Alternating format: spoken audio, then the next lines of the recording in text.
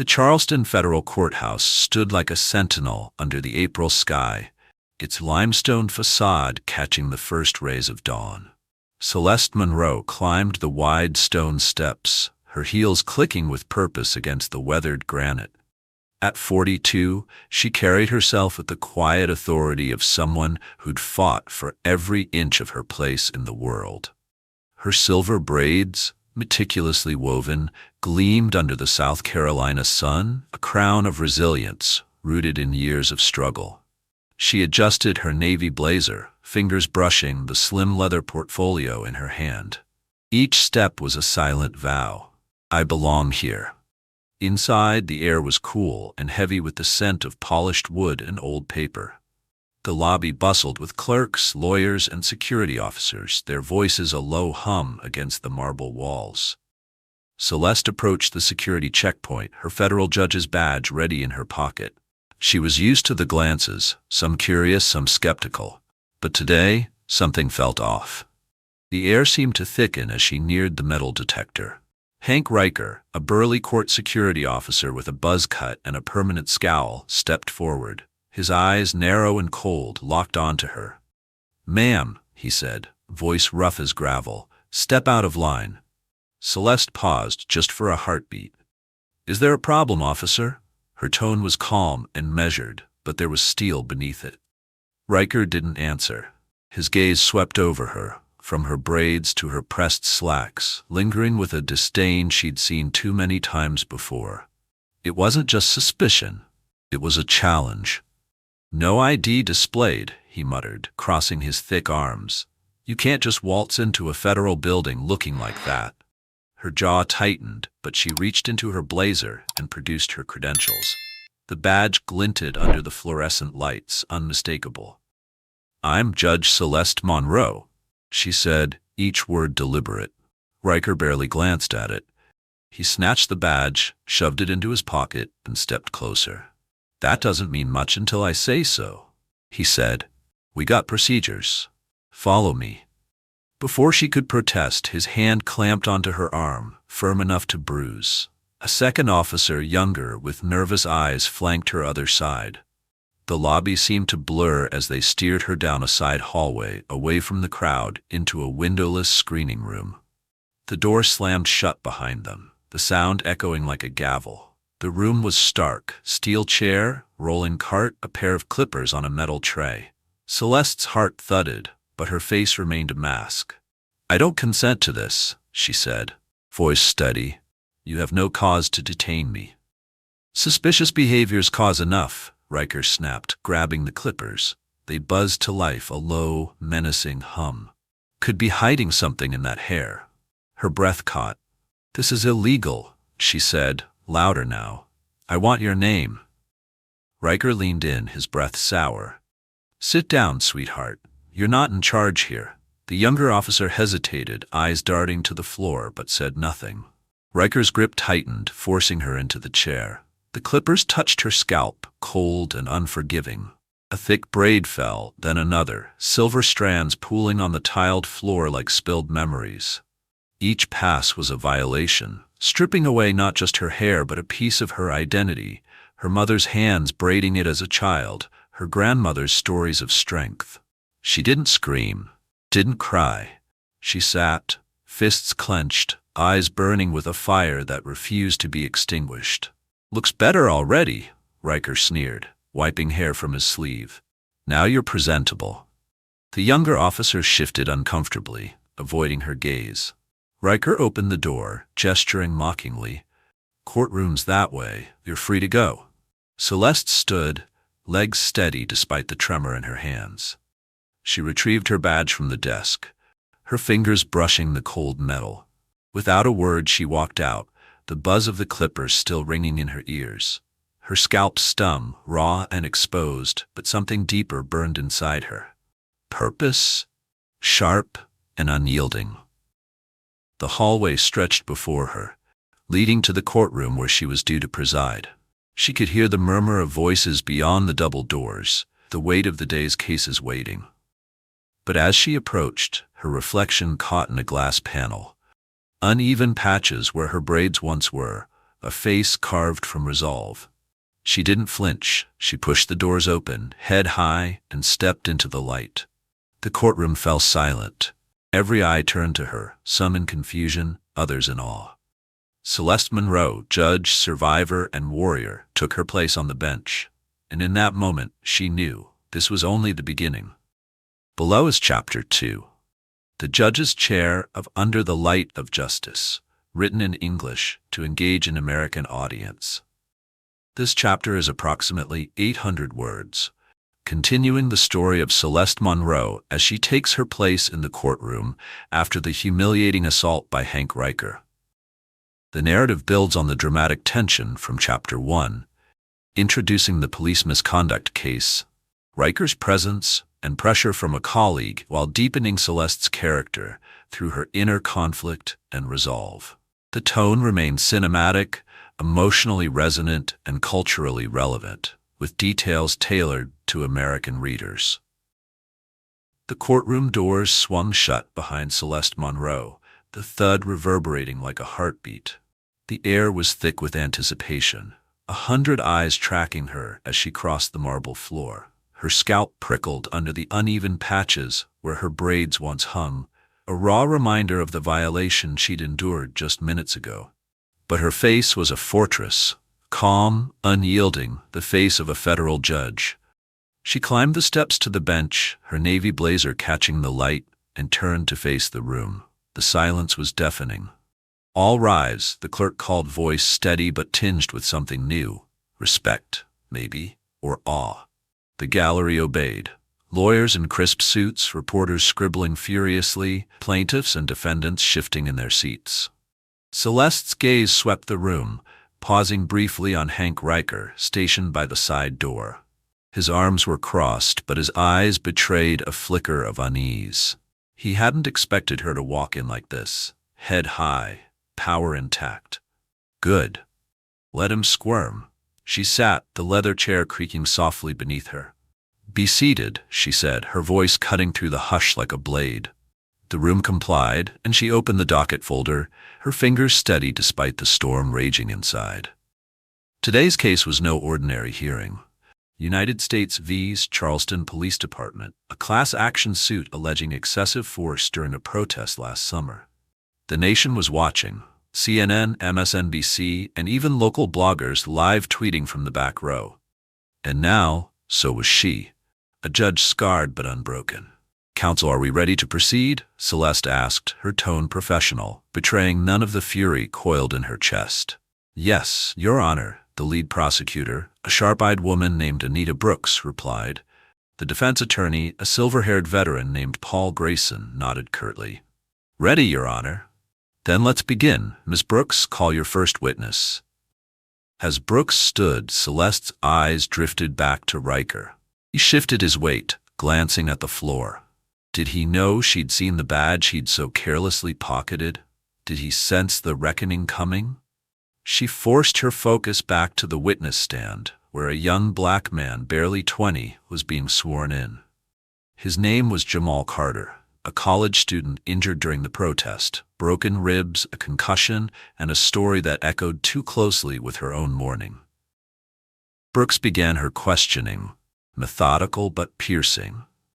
"Mr. Carter, can you describe what happened on June 12th at the Market Street protest?" Jamal's voice trembled, but grew stronger with each word. "We were peaceful, chanting, holding signs. Then the police charged. One officer, a big guy, bald, slammed me to the ground, kept his knee on my back. I couldn't breathe." Celeste's pen paused over her legal pad. She'd heard these stories before, but today they hit differently. Her scalp burned, a phantom ache where Riker's clippers had carved their mark. She wrote a single word: accountability. The testimony continued, each detail a thread in a larger tapestry of injustice. But as Brooks wrapped up, a side door opened, and Thurman Mahoney, a senior judge and Celeste's former mentor, slipped into the room. His presence was a quiet thunderclap, gray suit, silver hair, the kind of authority that needed no gavel. He took a seat near the back, his expression unreadable. Celeste's stomach tightened. Mahoney had championed her rise to the bench, but he was also a gatekeeper, a man who valued the courthouse's reputation above all else. When the court recessed, Mahoney approached the bench, his smile polite but strained. "Celeste," he said, voice low, "a word?" She followed him to a private alcove, the hum of the courtroom fading behind them. Mahoney's eyes flicked to her scalp, then away. "I heard about this morning," he said. "Unfortunate, but you're handling it well." "Handling it?" she echoed, her voice sharper than intended. "I was assaulted, Thurman, in our courthouse." He raised a hand, placating. I know. But this case, national eyes, high stakes. You need to stay above the fray. File a complaint and let security handle it. Don't let personal matters cloud your judgment." Celeste's jaw clenched. Personal matters? Her dignity, her identity, shaved away like it was nothing? But Mahoney's tone held a warning, the kind she'd heard early in her career. Play the game or lose your place. She met his gaze, unflinching. "My judgment's clear, Thurman, and I'm not here to protect the fray. I'm here to fix it." He studied her, then sighed. "Be careful, Celeste. This courthouse doesn't forgive mistakes." As he walked away, she stood alone, the weight of his words settling like dust. Back in the courtroom, Riker was still at his post, oblivious to the storm gathering around him. Celeste returned to the bench, her resolve hardening. This wasn't just about her anymore. It was about Jamal, about every name buried in forgotten complaints. She tapped her gavel once, the sound a promise. The court was back in session. Below is Chapter 3, Voices from the Past of Under the Light of Justice, written in English to captivate an American audience. This chapter is approximately 800 words, continuing Celeste Monroe's journey as she reconnects with her sister Naomi, reflects on her childhood marked by systemic racism, and uncovers an old complaint against Hank Riker in the courthouse archives. The narrative deepens Celeste's character, introduces familial tension, and sets the stage for her investigation into Riker's history. The tone is introspective, yet driven, with vivid cultural details and emotional resonance tailored to American readers who value personal struggles and social justice narratives. The Charleston dusk painted the sky in shades of amber and indigo as Celeste Monroe stepped out of the courthouse, the weight of the day clinging to her like damp air. Her scalp still stung, a patchwork of uneven stubble where her silver braids once thrived. She pulled a silk scarf from her bag, tying it loosely over her head, not to hide but to reclaim a piece of herself. The street was quiet, save for the distant hum of traffic and the rustle of live oaks swaying in the breeze. She needed air, space, something to ground her before the next battle. Her phone buzzed, and a text from Naomi. "Meet me at the Gullah Cafe. We need to talk." Celeste sighed. Naomi, her younger sister by 5 years, was a freelance journalist with a knack for stirring the pot, fearless, relentless, and often at odds with Celeste's measured approach. But after today, Naomi's fire might be exactly what she needed. The Gullah Cafe, tucked off King Street, was a warm haven for the low-country soul. The aroma of shrimp and grits greeted Celeste as she pushed open the door, the jukebox playing a soft Nina Simone tune. Naomi sat in a corner booth, her locks pulled into a high bun, fingers flying across her laptop. She looked up, her eyes widening at the scarf. "Celeste," she said, voice soft but sharp, "what the hell happened?" Celeste slid into the booth, the vinyl creaking beneath her. "You saw the video, didn't you?" A grainy clip of the morning's assault had leaked online, shared by a clerk with a conscience. It was already trending, Justice for Celeste climbing X's charts. Naomi leaned forward, her gaze fierce. "Saw it? It's everywhere. That racist bastard shaved your hair, and you just walked into court like it was nothing? You need to call it out, sis. Name him. Burn it all down." Celeste's fingers tightened around her water glass. "It's not that simple, Naomi. I'm a judge. I can't just scream on X. There's a process. Complaints, investigations." "Process?" Naomi scoffed, slamming her laptop shut. "The process let that man touch you. The process keeps people like us in check while folks like him walk free. You're not just a judge, Celeste. You're a black woman. Act like it."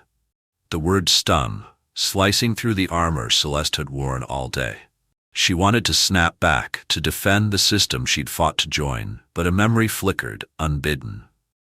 She was 12, standing in a Charleston convenience store, her braids tight and new. A white clerk had followed her down the aisles, accusing her of stealing candy she hadn't touched. Her mother's voice had been steady then, demanding an apology, but the shame had burned for years. That girl was still inside her, watching, waiting for justice. She exhaled, meeting Naomi's eyes. "I'm acting, Naomi, but I need evidence, not just anger. If Riker's done this before, there's a trail. I'll find it." Naomi's expression softened just a fraction. "Then let me help. I've got sources and contacts. We can dig together." Celeste nodded, a silent pact forming. After dinner, they drove to the courthouse, the night guard waving them through. The archives were in the basement, a labyrinth of dusty file cabinets and flickering fluorescents. Celeste's badge granted access, but the real key was persistence. She and Naomi combed through folders, the air thick with mildew and secrets. An hour later, Naomi pulled a thin file from a drawer marked "Closed Complaints." "Got something," she said, her voice taut. The document was yellowed, dated 2011, a complaint against Hank Riker by a black intern, alleging harassment and an unwarranted search. The resolution? Dismissed. Insufficient evidence. Signed by Thurman Mahoney. Celeste's heart sank. Mahoney, her mentor, the man who'd toasted her appointment to the bench, had buried this. How many others were there? She traced the intern's name, Marissa Tate, with her finger, a name now heavy with possibility. "We need to find her," she said. Naomi snapped a photo of the file, her eyes gleaming. "This is just the start, sis. Riker's not the only one who's been sleeping easy." As they left the archives, the courthouse loomed above, its pillars stark against the night sky. Celeste felt the weight of her scarf, the ghost of her braids, and the girl she'd once been. That girl wasn't silent anymore. She was speaking, through every file, every name, every step Celeste took toward the truth, and she wouldn't stop until the whole world heard. Below is Chapter 4, an unlikely ally of Under the Light of Justice, written in English to engage an American audience. This chapter is approximately 800 words, continuing Celeste Monroe's journey as she recruits Luis Alvarez, a reluctant security officer, to aid her investigation into Hank Riker's history of misconduct. The leaked video of her assault gains traction online, sparking public debate and amplifying the stakes. The narrative balances courtroom tension, personal stakes, and social media dynamics to resonate with American readers, who are drawn to stories of unlikely alliances and grassroots movements. The tone is gripping, with cultural details and character depth tailored to reflect the diversity and complexities of modern America. The Charleston Federal Courthouse hummed with morning energy, but Celeste Monroe felt the undercurrent of unease as she entered. The scarf over her scalp was a quiet rebellion, its vibrant teal a contrast to the gray suits around her. Yesterday's discovery in the archives, Marissa Tate's buried complaint against Hank Riker, burned in her mind, a spark waiting to ignite. But sparks needed fuel, and Celeste knew she couldn't do this alone. Not in a courthouse where loyalty often trumped truth. The courtroom was prepped for day 2 of the police misconduct hearing, reporters already jockeying for seats in the gallery. Celeste's phone buzzed incessantly, notifications piling up from X, where #Justice for Celeste had exploded overnight. The leaked video of Riker's assault, grainy but damning, had racked up millions of views, shared by activists, influencers, and even a few Congress members. Comments range from outrage, "This is why we need reform," to skepticism, "She's playing the race card." Celeste silenced her phone. Public support was a double-edged sword, and she needed focus. As she approached the security checkpoint, her eyes landed on Luis Alvarez, a lanky officer with tired eyes and a faded tattoo peeking from his sleeve. He'd been the second man in the screening room yesterday, the one who'd looked away when Riker's clippers buzzed. Luis was no Riker. His hesitation had been palpable, but the silence was its own kind of complicity. Still, something in his demeanor, a flicker of guilt, made her pause. "Officer Alvarez," she said, stopping short of the metal detector. Her voice was low, deliberate. "Can we talk?" Luis froze, his hand hovering over the scanner. Your Honor, I'm on duty. It'll take a minute." She nodded toward a quiet corner of the lobby, away from the morning rush. He followed, reluctance in every step.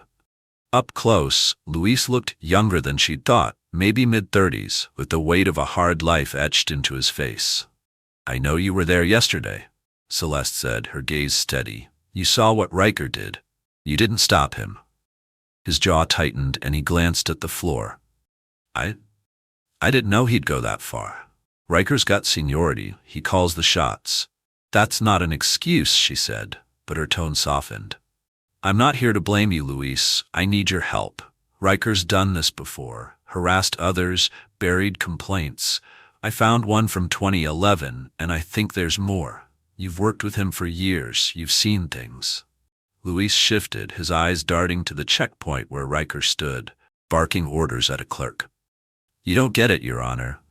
I have 2 kids and a mortgage. If I talk, I'm done here. My family's done." Celeste leaned closer, her voice urgent but warm. "I get it. I grew up in a neighborhood where speaking up could cost you everything. But silence costs more, Luis. It cost people like Marissa Tate who filed a complaint and got ignored. It cost people like me." She touched her scarf, a silent testament. Something shifted in Luis's eyes. Guilt, maybe, or recognition. He rubbed the back of his neck, exhaling. "There was a guy, a janitor, a couple of years back. Riker roughed him up and said he was stealing. The complaint went nowhere. I heard Riker bragging about it." "Where's that janitor now?" Celeste asked, her pulse quickening. "Dunno. Left town, I think, but I can check the logs and see if there's a paper trail. Off the record, though. I can't be seen digging." She nodded, a pact sealed. "Thank you, Luis. This stays between us." As he walked away, Celeste's phone buzzed again. A new ex-post from Naomi. "Judge Monroe's assault is just the tip of the iceberg. Who's protecting predators like Riker? Justice for Celeste." Attached was a screenshot of Marissa Tate's complaint, anonymized but explosive. The post had thousands of retweets, fueling protests forming outside the courthouse. Signs read, "No justice, no peace," and "Protect Black women." Celeste's chest tightened. Naomi was pushing the narrative, but at what cost? Back in the courtroom, Celeste took her seat, the gavel heavy in her hand. Riker was at his post, oblivious to the noose tightening around him. The hearing resumed, but her mind raced. Luis's lead, Naomi's post, the growing crowd outside, it was all converging, a storm she could no longer control. As the next witness, a mother whose son was beaten at the protest, began to speak, Celeste's eyes met Riker's. He smirked, a flicker of defiance. She didn't blink. That smirk wouldn't last long. Full 800-word version of Chapter 5. The fire spreads. The Charleston Federal Courthouse was no longer just a building, it had become a battleground. By mid-morning, Celeste Monroe stood at her chamber's window, watching the crowd swell on the steps below. Protesters, black, white, young, old, held signs, "No justice, no peace," and "Riker must go." X was ablaze with #justice for Celeste, the leaked video of her assault, now a viral wildfire, retweeted by activists, celebrities, and even a senator from Georgia. Naomi's latest post exposing Marissa Tate's 2011 complaint had pushed the narrative further, framing Riker as a symptom of a diseased system. Celeste's scarf, now a deep crimson, felt like armor, but the weight of the moment pressed hard against her chest. Inside, the police misconduct hearing resumed, the air thick with tension. Celeste took her seat, gavel in hand, her scalp still tender beneath the fabric. The gallery was packed. Reporters from the New York Times, local bloggers, and a row of law students scribbling notes. Hank Riker stood by the side door, his smirk gone, replaced by a nervous twitch. Luis Alvarez nearby avoided her gaze, but she knew he was digging for the janitor's complaint. The stakes were rising, and Celeste felt the eyes of the nation on her, a judge scarred but unbroken. The next witness, a Latina nurse named Rosa Mendez, took the stand. Her voice shook as she described her son's arrest during the Market Street protest, his arm broken by an officer who laughed as he cuffed him. "We begged for a medic," she said, tears brimming. "They told us he was faking." Celeste's pen moved swiftly, her notes a map of pain. Rosa's story mirrored Jamal's from yesterday, and both echoed her own mourning: silenced, dismissed, dehumanized. She glanced at Riker, whose hands fidgeted at his belt. Did he see the parallels, or was he too blind to care? As Rosa stepped down, a murmur rippled through the gallery. A protester had slipped inside, holding a phone live-streaming to X. "Judge Monroe, we're with you," she shouted before security escorted her out. Celeste tapped her gavel, restoring order, but the interruption lingered like a pulse. The world was watching, and not everyone was cheering. Her phone, on silent, buzzed with alerts. Conservative pundits on X calling her a divisive activist, accusing her of bias. A local radio host had dubbed her the angry black judge. The backlash stung, but she pushed it aside. Anger wasn't her fuel. The purpose was, and purpose demanded focus. During a recess, Reverend Marcus Hill, a community leader with a gray beard and a voice like thunder, approached her in the hallway. "Judge Monroe," he said, handing her a folded list. "These are names, folks Riker targeted over the years. They're ready to talk if you'll listen."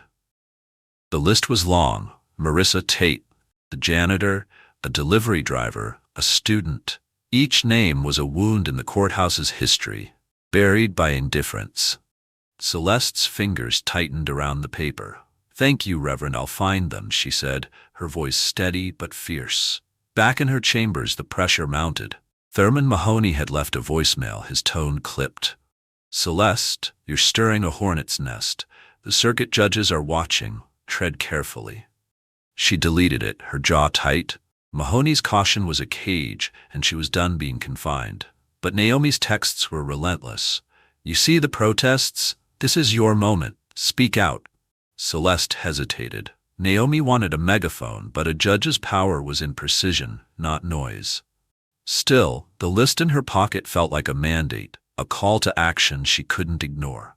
The afternoon session brought more testimony, each story chipping away at the system's facade. A father spoke of his daughter's trauma, a teacher of her students' fear.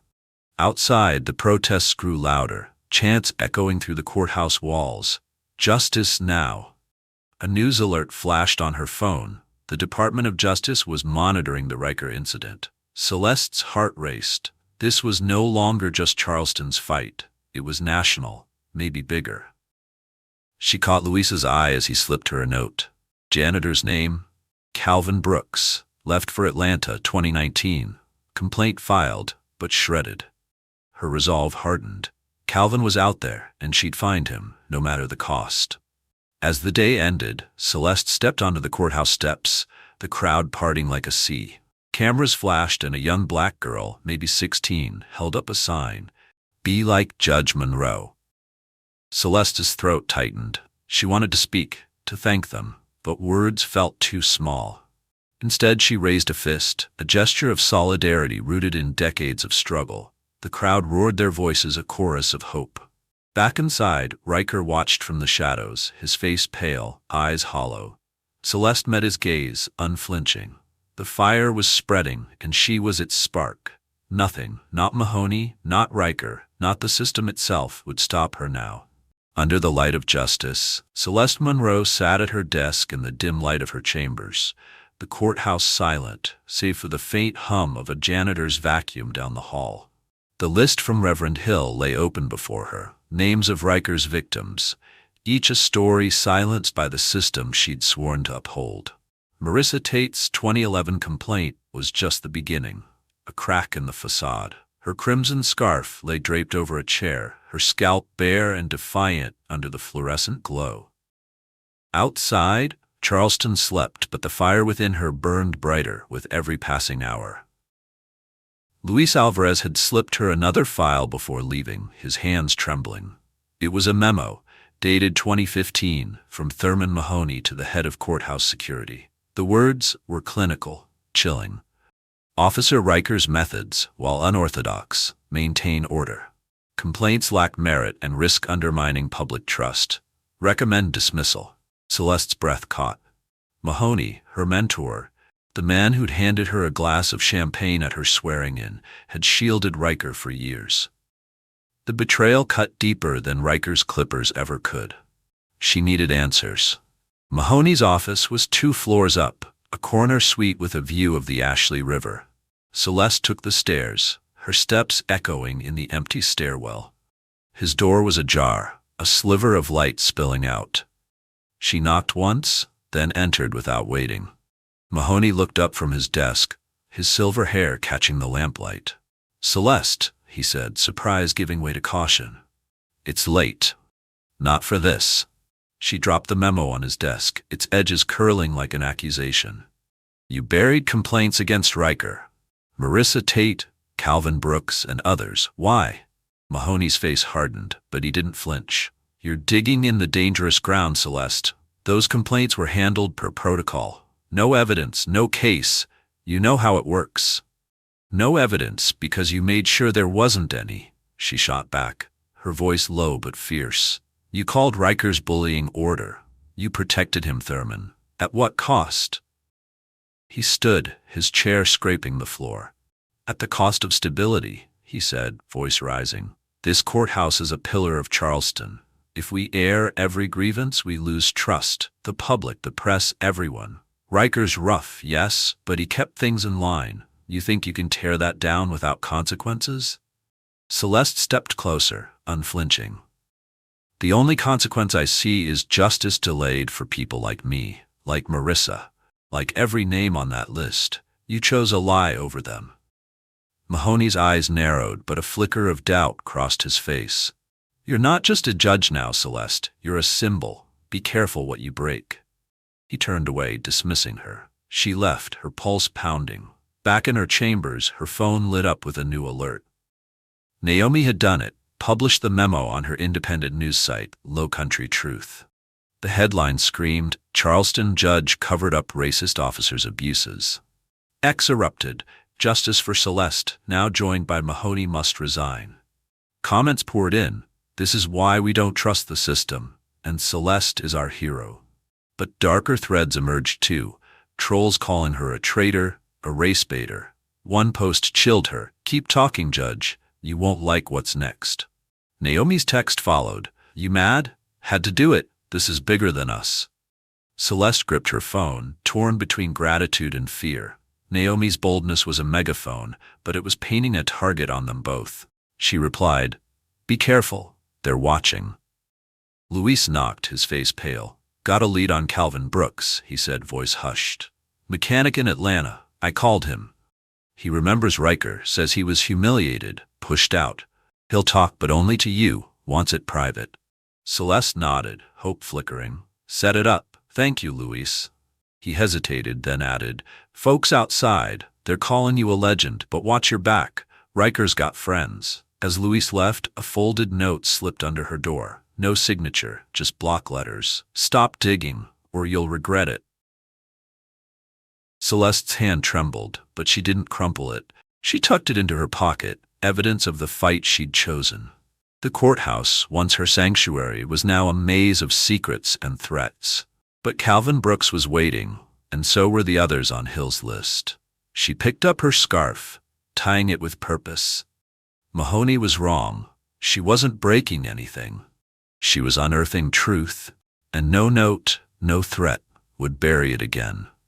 Under the light of justice, Celeste Monroe stood at the courthouse podium, the weight of the gavel grounding her as Sarah Weinberg, Hank Riker's lawyer, rose to speak. The Charleston courtroom buzzed with tension, the gallery swollen with reporters, activists, and skeptics. Outside, protests raged, #Justice for Celeste, clashing with counterchants of law and order. Naomi's expose on Thurman Mahoney's cover-up had ignited a firestorm, but fires burned both ways. Celeste's crimson scarf felt tighter today, a shield against the growing storm. "Your Honor," Weinberg began, her voice crisp, "I move to recuse you from this case. Your personal involvement with Officer Riker, publicized widely, compromises your impartiality. The defense deserves a fair trial, not a vendetta." The room gasped. Celeste's pulse quickened, but her face remained stone. Weinberg, a seasoned litigator with a knack for optics, was playing to the cameras. The motion wasn't just legal, it was a gauntlet, daring Celeste to falter. She glanced at Riker, his eyes glinting with hope, and felt a surge of resolve. This wasn't about her. It was about Marissa Tate, Calvin Brooks, and every name on Reverend Hill's list. "Miss Weinberg," Celeste said, her voice clear, "this court operates on justice, not fear of perception. I was assaulted, yes, but my duty remains to the law, not personal grievance. Your motion assumes bias without evidence, a dangerous precedent. If we recuse judges for seeking truth, we silence the vulnerable. Motion denied." The gallery erupted, some cheering, others muttering dissent. Weinberg sat, her jaw tight, but Celeste felt no victory. Denying the motion was right, but it painted a bigger target on her back. As the hearing adjourned, her phone buzzed with X alerts. "Monroe's a hero," alongside "She's rigging the system." A conservative blog called her a race baiter, its comments laced with vitriol. The backlash was no longer abstract, it was personal, and it was spreading. At home, the air was heavy. Naomi had crashed on Celeste's couch, her laptop glowing with new drafts. Over takeout from Husk, Naomi revealed she'd been doxxed, her address leaked online, and threats piled up. "They're scared, sis," she said, defiant but shaken. Celeste's niece, Aisha, sat quietly, her eyes wide. "Auntie, kids at school say you're making trouble. Are we safe?" The question pierced Celeste. She'd fought for justice, but at what cost to her family? "I'm keeping us safe, Aisha," she said, hugging her niece. But doubt crept in.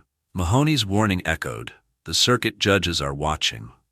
The DOJ's monitoring felt like a shadow, neither ally nor enemy. Was she pushing too far, too fast? She stepped onto her porch, the Charleston night warm and restless. A letter in her mailbox, postmarked locally, stopped her cold. It was from Marissa Tate, now a teacher in Savannah. "Judge Monroe," it read, "I was 19 when Riker humiliated me. No one listened. You're listening now. Thank you for giving me back my voice." Tears pricked Celeste's eyes. Marissa's words were a lifeline, pulling her from the edge. She tucked the letter into her pocket, its weight a counterbalance to the anonymous threat from yesterday. Justice wasn't clean or safe, it was messy and costly, but worth it. She texted Luis, "Confirm Calvin's meeting. I'm going to Atlanta." Naomi joined her on the porch, sensing the shift. "You okay?" she asked. "Getting there," Celeste said, "but we're not stopping." The next morning, she packed a bag, her scarf swapped for a bold purple one. The courthouse loomed as she drove past, its pillars a reminder of the fight ahead. X was still a battleground, supporters posting her courtroom speech, detractors calling for her resignation. A radio host ranted, "Monroe's turning justice into a circus." But Marissa's letter burned brighter than the noise. Calvin Brooks was waiting, and his story would add another voice to the chorus. Celeste gripped the wheel, Charleston fading in her rear view. The backlash could howl all it wanted. She was done bending to its wind. The Atlanta diner smelled of coffee and grease, a refuge from the humid morning. Celeste Monroe sat across from Calvin Brooks, a wiry mechanic with calloused hands and cautious eyes. His story poured out haltingly, Riker's taunts, a shoved broom, a complaint filed in 2019 that vanished like smoke. "I left Charleston after that," Calvin said. "Couldn't stay where I wasn't wanted." Celeste listened, her notepad filling with his pain, her purple scarf a quiet anchor. Calvin's voice was the first of many she'd carry back to court. In Charleston, the police misconduct hearing had become a national spectacle. The courtroom overflowed, standing room only, as Celeste called Riker's victims to testify. Calvin went first, his testimony raw. He called me boy, pushed me into a wall, said I'd never prove it. The gallery held its breath. Next was Marissa Tate, now poised at 33. Riker searched me without cause, mocked my hair. I was an intern trying to learn. He made me feel worthless. Her words landed like stones, heavy and undeniable. A white veteran, Tom Harper, followed, surprising the room. Riker targeted me after I complained about his attitude, he said. Lost my security job here. Thought I was alone.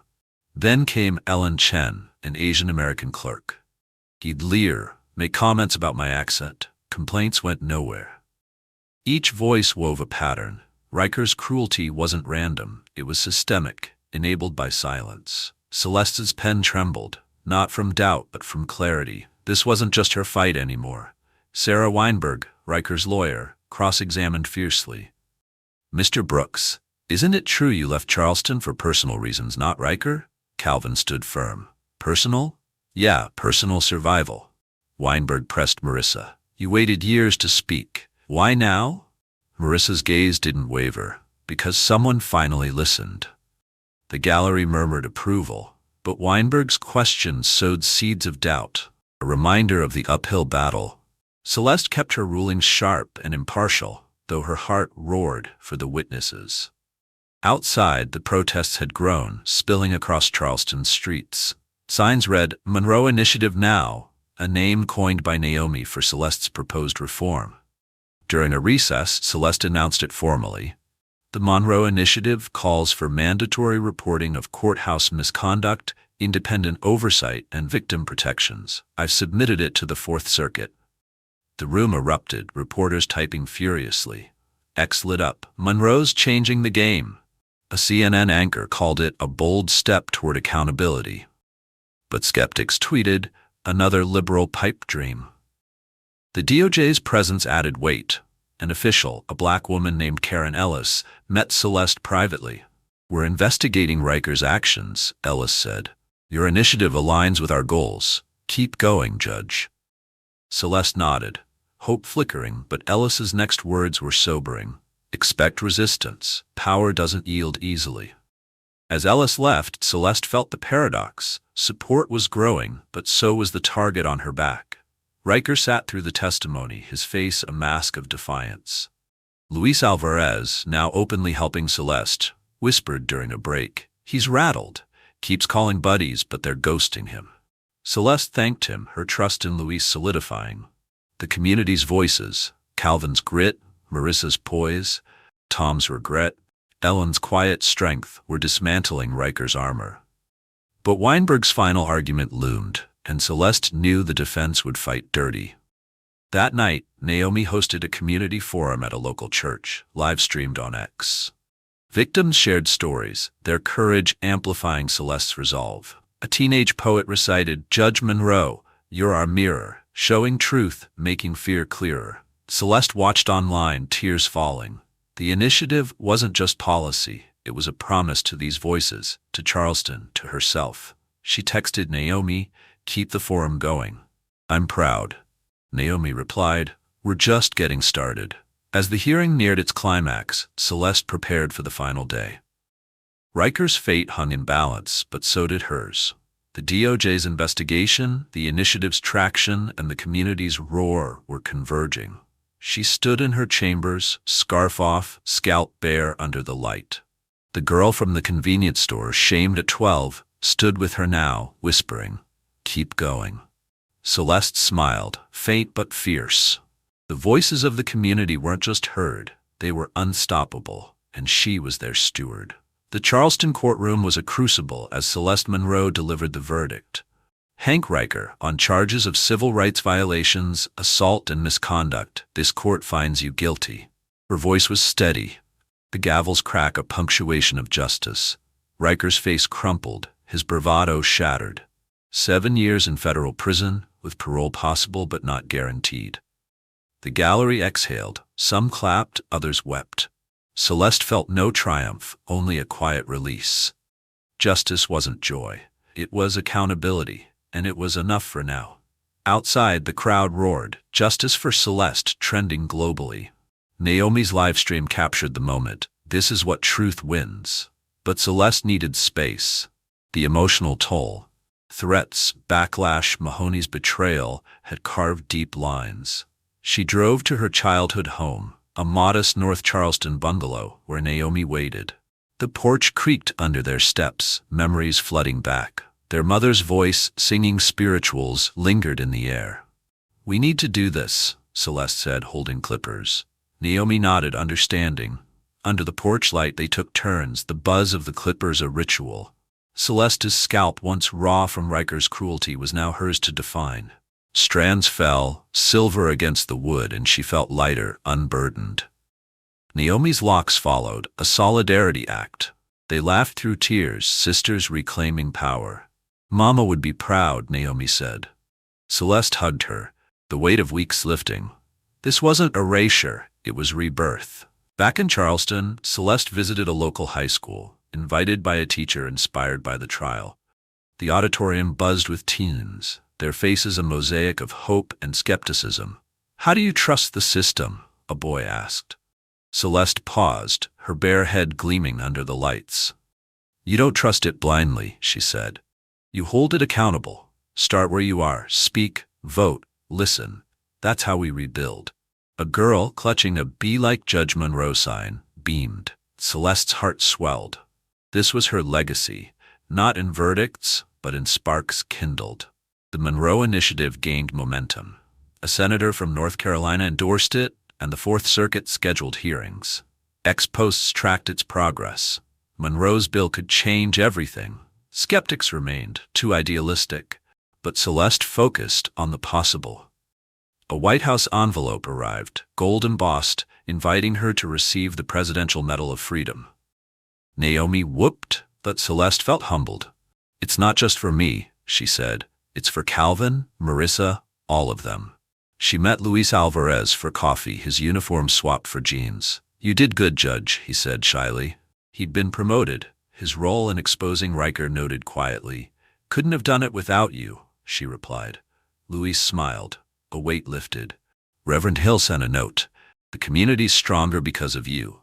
Even Sarah Weinberg, Riker's lawyer, emailed, "I misjudged you. Keep pushing." The words, unexpected, softened Celeste's edges.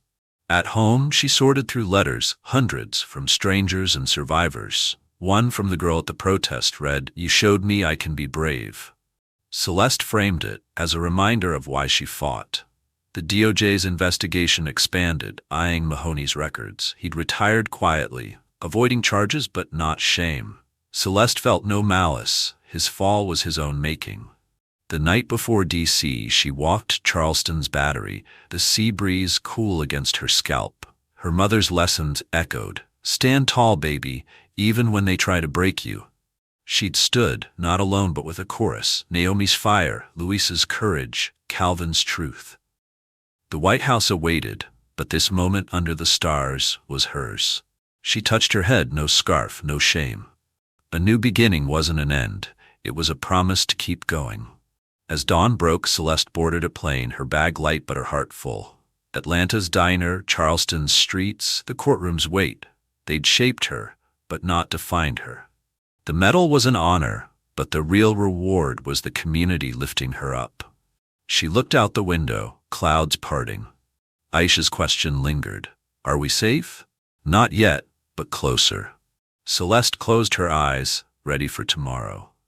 The White House gleamed under a golden D.C. sunset, its East Room alive with anticipation. Celeste Monroe stood at the podium, the Presidential Medal of Freedom resting against her navy dress, her bare scalp a proud testament to her journey.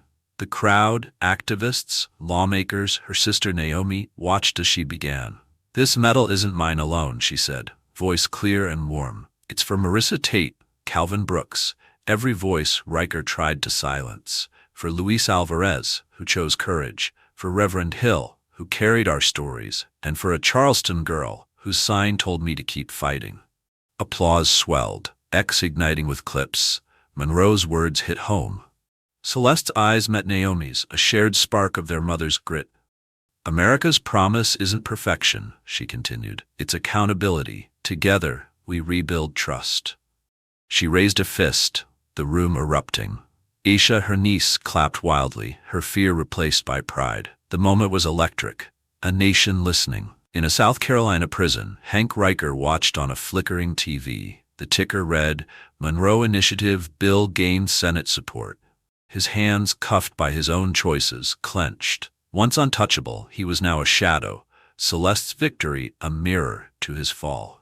He turned away, the screen fading to static, his regret a private weight. Back in Charleston, the Monroe Initiative was no dream. It was law in the making. Congress debated its reforms, transparent misconduct reporting, and victim safeguards. X buzzed with hope. Monroe's bill could change courts forever. Pundits grumbled, too ambitious, but Celeste's speech had tipped the scales. The DOJ's probe, sparked by her courage, had disciplined 3 more officers, with Thurman Mahoney's name fading into disgrace. Celeste returned to the Gullah Cafe, where a new photo hung, her fist raised on the courthouse steps. "You're our heart," the owner said, sliding her a plate of okra soup. She smiled, the warmth of home grounding her. At a community rally, the girl from the protest, now leading a youth group, handed Celeste a poem. "You showed us how to rise." Celeste hugged her, seeing her younger self, scared but never silenced. The courthouse stood quieter now, its halls less haunted.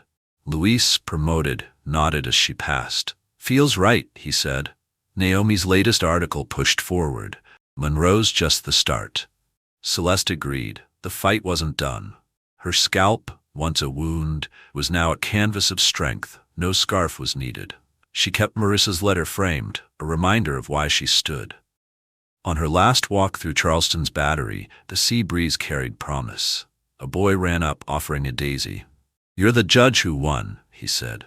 Celeste knelt, accepting it. "We all won," she replied, her voice soft but sure. Behind her, a crowd gathered, not chanting but singing, a spiritual her mother loved. "Ain't gonna let nobody turn me round." Celeste joined in, her heart full. The light ahead wasn't perfect, but it was theirs, shared, unyielding, bright. She stepped forward, daisy in hand, ready for whatever came next.